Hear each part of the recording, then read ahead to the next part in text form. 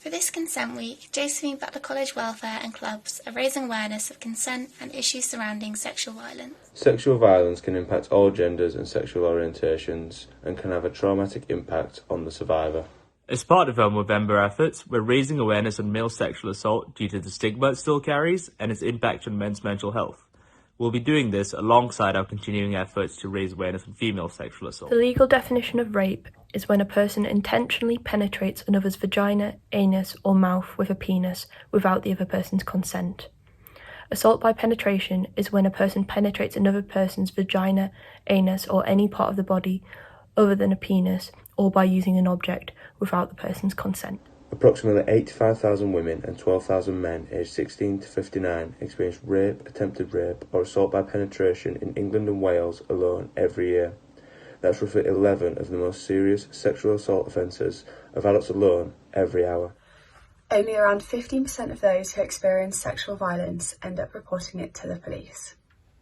An estimated 70,000 people are sexually abused or assaulted in the UK every year. Everyone has the right to say no to any type of sexual activity at any time, including with a partner. Consent must be given and received freely every time. Men can be and are raped.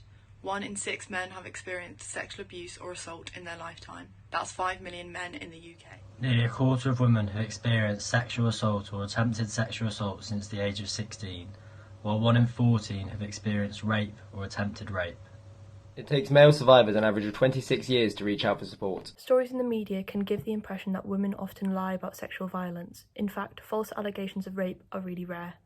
Nothing you do entitles another person to assault you. Whether you've been drinking or taking drugs and someone sexually abused you, that doesn't make it your fault or mean that you asked for or deserve what happened. Over half, 52.4% of male victims report being raped by an acquaintance. Erections and ejaculation are physiological responses that may occur from mere physical contact or extreme stress. These responses do not imply that you wanted or enjoyed the assault and do not indicate anything about your sexual orientation. The common stigma that boys are not supposed to be sexual abuse victims means that they can have trouble understanding that they'd be abused.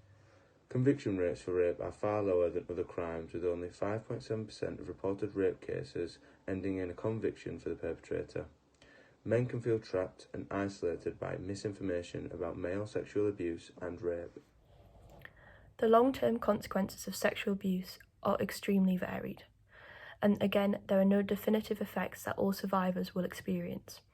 The documented effects include, but are not limited to, the following.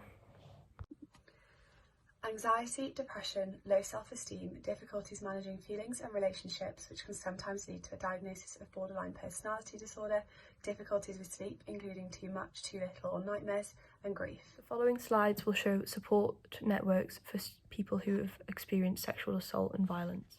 In this college and in our sports and societies, we take a stand against sexual violence by being active bystanders and challenging toxic behaviours, practices and cultures.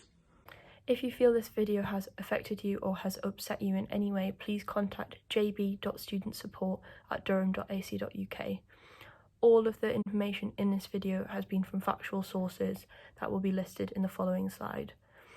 But please keep talking to one another and keep supporting one another and challenging toxic behaviour within our college.